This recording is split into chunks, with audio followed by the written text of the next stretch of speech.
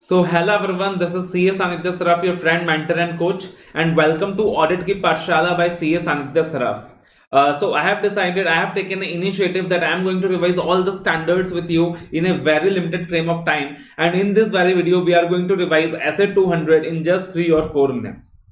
So this video is very much relevant for both the CA inter and CA final students, and we are going to revise the standard in a super duper speed, right? So if we talk about Essay 200, what is the name of the standard? The name of the standard is Overall Objectives of the Independent Auditor and the Conduct of an Audit in Accordance with Standards of Auditing. This standard is broadly categorized into 4 topics. First of all, the overall objectives of the audit. The second point is inherent limitations in an audit function. The third is requirements of the standard. In the requirements of the standard itself, we are going to see 5 requirements. And the fourth is the scope of the audit. So these are the 4 broad categorization that you need to remember in this very standard. So if we talk about overall objective of the auditor, so in this standard you need to know that the objective of the auditor is to obtain a reasonable assurance that the financial statements are free from material misstatements or not. The auditor obtains reasonable assurance and not absolute assurance. Auditor opinion is not an assurance regarding the future viability of the enterprise. So that is something important that Essay 200 emphasizes on.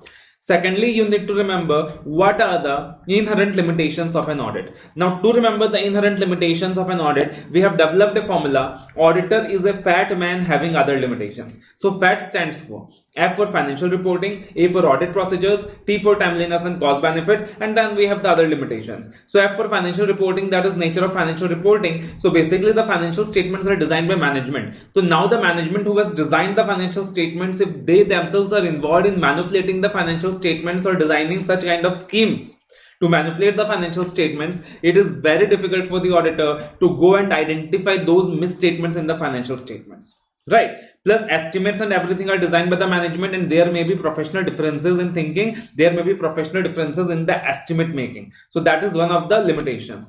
Another point is audit procedures, that is nature of audit procedures. So the nature of audit procedures is such that the evidences the auditor can obtain is only persuasive and not conclusive. Basically, audit is not an investigation. We don't have the powers of the investigating authorities to search and seize. We have limited powers. That is one of the limitation.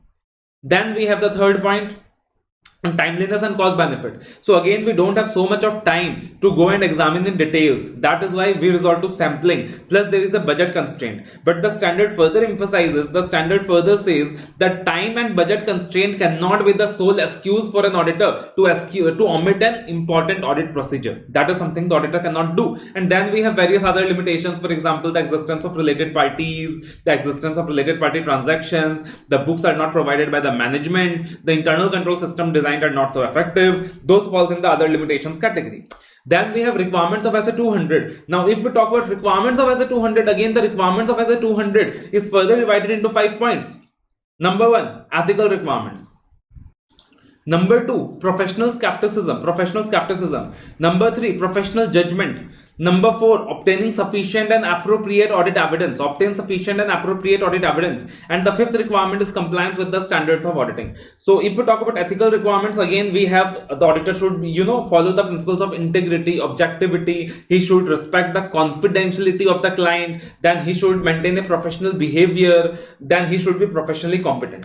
Then we have professional skepticism. Professional skepticism means the mental attitude of the auditor must be such that he should have a questioning mind. He must always be alert to all the possible misstatements. He must always be alert to all the instances of possible misstatements and fraud, right? So that is one of the important requirement, that is professional skepticism.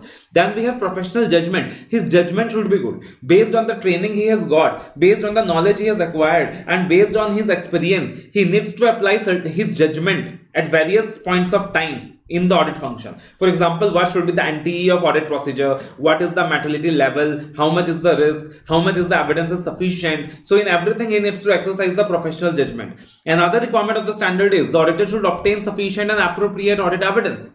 So he should obtain sufficient appropriate audit evidence as per Essay 500. Sufficiency means the quantity of audit evidence and appropriateness means the reliability of audit evidence. And the last requirement we have is the auditor should comply with standards of auditing. 143 subsection 9 further says that the auditor should comply with standards of auditing. And then we have the scope of audit. So AS 200 says that the scope of the audit function cannot be restricted by the management. The scope is something that is governed by the law. The scope is something that is governed by ICI, and that is decided as per the engagement letter that is entered between the auditor and the client. Right. So these are the four broad requirements of SA 200, the four broad categories SA 200 is divided. SA 200 further defines audit risk. What is audit risk? But audit risk is something that was studied in SA 315, because SA 315 further categorizes audit risk. And SA 200 is one of the mother standards, one of the principal standards that form the foundation of all the other standards. And that is why it is very important to know the basics of this standard. The principles of SA 200 can be found in almost all the other important standards like the SA 500 series, SA 400 series. In every other important standard, you are going to see the principles of SA 200, and that is why SA 200 is important. So I believe that it was a quick brush up for you, and now you can do the standard in very less point of time.